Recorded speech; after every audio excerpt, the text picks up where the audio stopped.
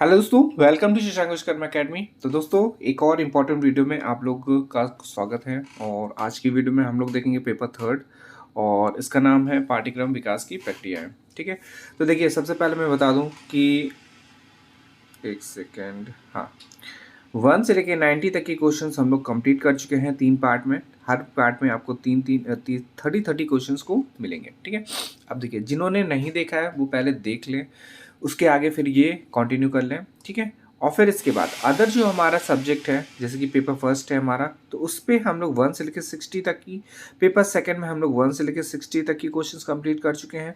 और जो हमारा ऑप्शनल सब्जेक्ट है जिसमें हम लोगों ने योगा लिया है, ठीक है, योगा का अभी करवा रहे हैं, फिर इसके बाद जो अदर है वो भी करवाएंगे। उसमें हम लोगों ने 1 से लेके 90 तक की क्वेश्चंस को कंप्लीट कर चुके हैं। ठीक है, तो जिन्होंने अभी नहीं देखा है वो देखना स्टार्ट कर दें, अभी से ही प्रैक्टिस करना स्टार्ट कर दें, और छोटी छोटी चीज़ों को जो हम लोग भूल रहे हैं वो थोड़ा सा याद रहे। ठीक है, चलिए स्टार्ट करते हैं। पहला जो देखिए हमारा क्वेश्चन दिया गया है, हाँ, तो देखिए पहला क्वेश्चन इस पे दिया गया है, अधिगम अनुभवों के वर्गीकरण में किस विद्वान ने महत्वपूर्ण योगदान दिया है। किसने दिया है? पहले ऑप्शन में दिया गया है मॉसमैन ने, वुड्स ने, बर्टन ने, या फिर जॉन ने। तो इसका आंसर हो जाएगा मॉसमैन ने। पहला वाला हमारा ऑप्शन सही हो जाएगा। सेकंड में आ जाते हैं, निम्न में से कौन सा मूल्यांकन कार्यक्रम की प्रमुख विशेषता नहीं है। ऑप्शन दिया गया है क्रमबद्धता, व्यापकता, विश्वसनीयता, या फिर पाठ्य पुस्तकें। तो देखिए, कौन सा नहीं हो जाएगा? मूल्यांकन कार्यक्रम की प्रमुख विशेषता नहीं है, तो पाठ्य पुस्तकें हो जाएगा। फिर है 93, और इसमें दिया गया निम्न में से क्या अधिगम अनुभवों के चयन के संबंध में आवश्यक नहीं है।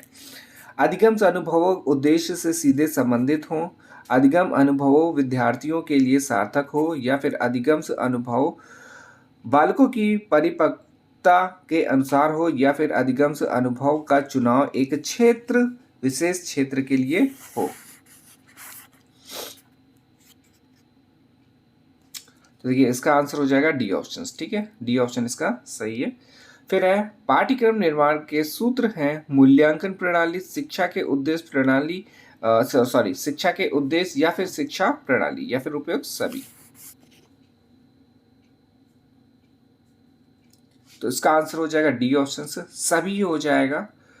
फिर है क्वेश्चन नंबर 95, पाठ्यक्रम निर्माण की चिंतन प्रक्रिया है तार्किक चिंतन, अनुभवजन्य, दोनों ही, या फिर कोई नहीं।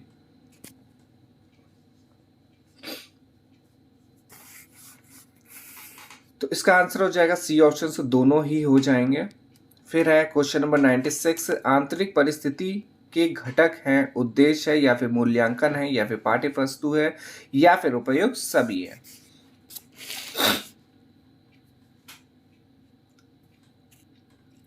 तो इसका आंसर हो जाएगा डी ऑप्शन से उपयुक्त सभी हो जाएंगे।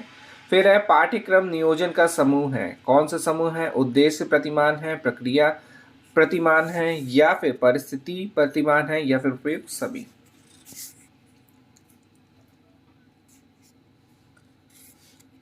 तो इसका आंसर हो जाएगा डी ऑप्शन सभी हो जाएंगे।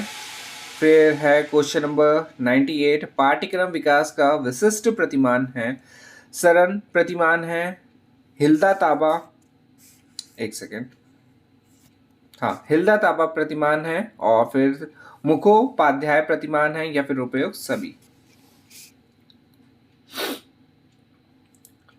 तो इसका भी आंसर क्या हो जाएगा? सभी हो जाएगा। फिर है 99, पाठ्यक्रम प्रबंधन आयाम को दिया किसने दिया है। ऑप्शन दिया गया है BS ब्लूम ने, या फिर I.K. डेविस ने, या फिर O.B. स्मिथ ने, या फिर हिल्दा ताबा ने।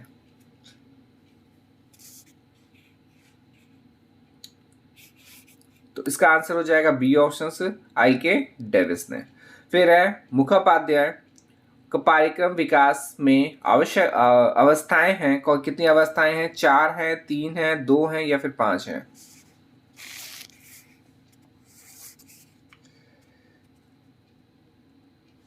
तो इसका आंसर हो जाएगा सी ऑप्शन से 2 अवस्थाएं हैं। फिर है नेक्स्ट, पाठ्यक्रम विकास का आयाम है, अनुभव आयाम हो जाएगा, या फिर अनुदेशन आयाम है, या फिर पाठ्य वस्तु है, या फिर उपयोग सभी।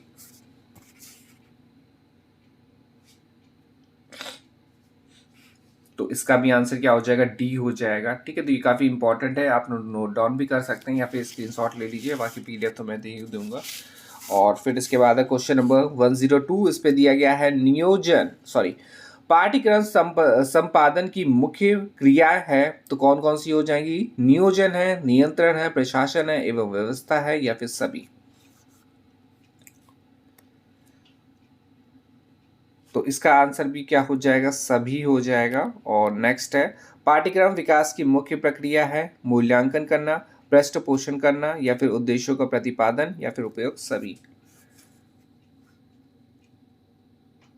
तो इसका भी आंसर क्या हो जाएगा, द हो जाएगा, डी ऑप्शन सही है, सभी हो जाएंगे। फिर है, पाठ्यक्रम संपादन का संबंध है पाठ्यक्रम प्रबंधन से, अनुदेशात्मक प्रारूप से, दोनों से या फिर दोनों में से किसी से नहीं।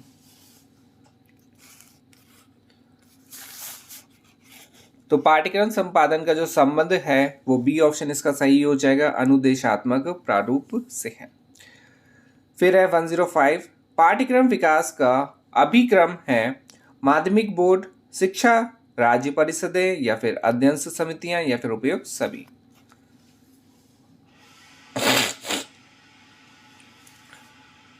तो इसका आंसर हो जाएगा द ऑप्शन। और नेक्स्ट है, पाठ्यचर्या प्रारूप का संरचना जिसका विद्यालय में शैक्षिक अनुभवों का चुनने, नियोजित करने तथा कार्यान्वित करने में प्रयोग किया जाता है, यह कथन किसका है। ऑप्शन दिया गया है फिक्टो का, जेम्स एमली का या फिर सेलर का या फिर गुडलैंड का।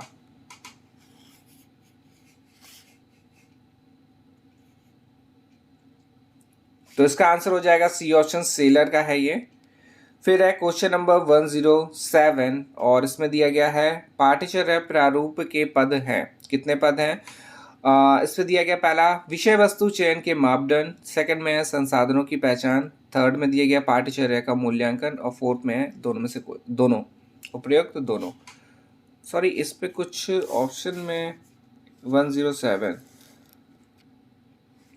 दोनों नहीं होगा, ठीक है, उपयुक्त दोनों। नहीं, सही तो है, उपयुक्त दोनों हो जाए, तीनों हो जाएगा, यहाँ पे दोनों नहीं होगा, ठीक है, तीनों यहाँ पे कर दीजिए, ठीक है, तीनों हो जाएगा, तीनों ऑप्शन सही है। तो इसका जो आंसर हो जाएगा वो डी हो जाएगा, विषय वस्तु का चयन के मापदंड भी है, संसाधनों की पहचान भी है और पाठ्यचर्या का मूल्यांकन भी है। फिर है क्वेश्चन नंबर 109 और इसमें दिया गया सेमेस्टर परीक्षा की अवधि होती है 3 माह, 1 माह या फिर 6 माह या फिर 1 वर्ष।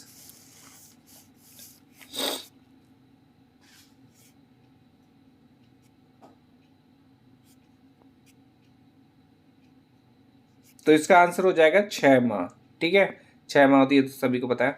और फिर इसके बाद है, देखिए ऊपर नीचे क्वेश्चन हो गया 107 और ये 8 यहाँ पे है, तो कोई दिक्कत नहीं है, क्वेश्चन सेम ही है। फिर आगे देखते हैं क्वेश्चन नंबर 108 और इस पे दिया गया है पाठ्यचर्या प्रारूप में मुख्य भूमिका किसकी होती है, शिक्षक विद्यार्थी की या फिर विद्यार्थी विद्यालय की या फिर विद्यार्थी विषय वस्तु की या फिर विद्यालय शिक्षक की। तो इसका आंसर हो जाएगा शिक्षक विद्यार्थी की होती है। फिर है क्वेश्चन नंबर 1010, उस पे दिया गया है त्रैमासिक सत्र प्रणाली में परीक्षा की अवधि 1 वर्ष में कितनी बार होती है। ऑप्शन है 3 बार, 6 बार या फिर 9 बार या फिर 10 बार। तो इसका आंसर क्या हो जाएगा, सीधा सीधा दिया गया है, ए हो जाएगा।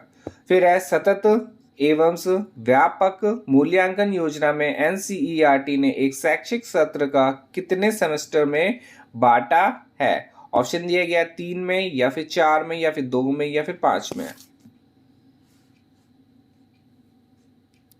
तो इसका आंसर हो जाएगा सी ऑप्शन, 2 में बांटा है, ठीक है।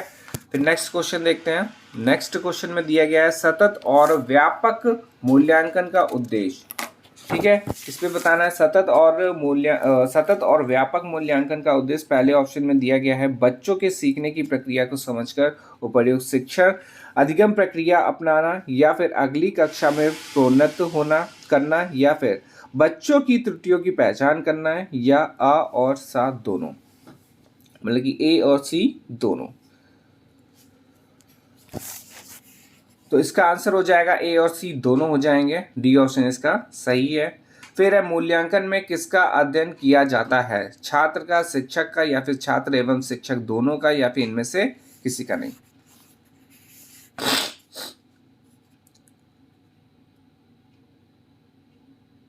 तो इसका आंसर हो जाएगा सी ऑप्शन से, छात्र एवं शिक्षक दोनों का होता है। फिर है मूल्यांकन का क्षेत्र कैसा होता है, संकुचित है, व्यापक है, सूक्ष्म है, या फिर इनमें से कोई नहीं।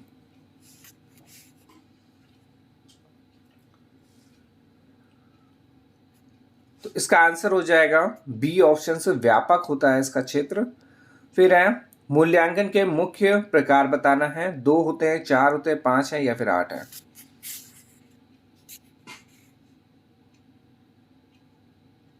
तो इसका आंसर हो जाएगा 2 ऑप्शन में, ठीक है, ए ऑप्शन सही है, 2 होते हैं।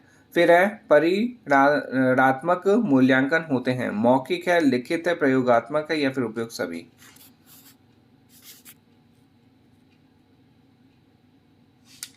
तो इसका आंसर हो जाएगा डी ऑप्शन सभी हो जाएंगे।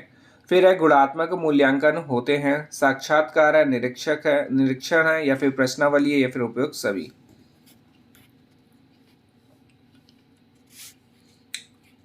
तो इसका आंसर हो जाएगा सभी, उपयुक्त सभी हो जाएंगे, तीनों आंसर इसके सही हैं। फिर है मूल्यांकन किस प्रकार की प्रक्रिया है, चयनात्मक है, निर्णयात्मक है, या फिर व्यवहारात्मक है, या फिर विवेचनात्मक है।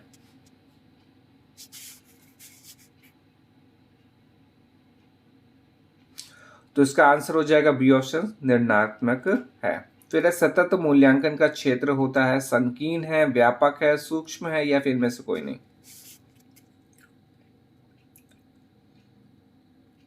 तो जो सतत मूल्यांकन का क्षेत्र है वो कैसा है, व्यापक है। फिर है लास्ट क्वेश्चन इस वीडियो का, किसके अनुसार शैक्षिक मूल्यांकन की प्रक्रिया चतुर्मुखी है, फ्रॉबल के अनुसार, डीवी के अनुसार, या फिर डॉक्टर पटेल, या फिर स्टीवेंस।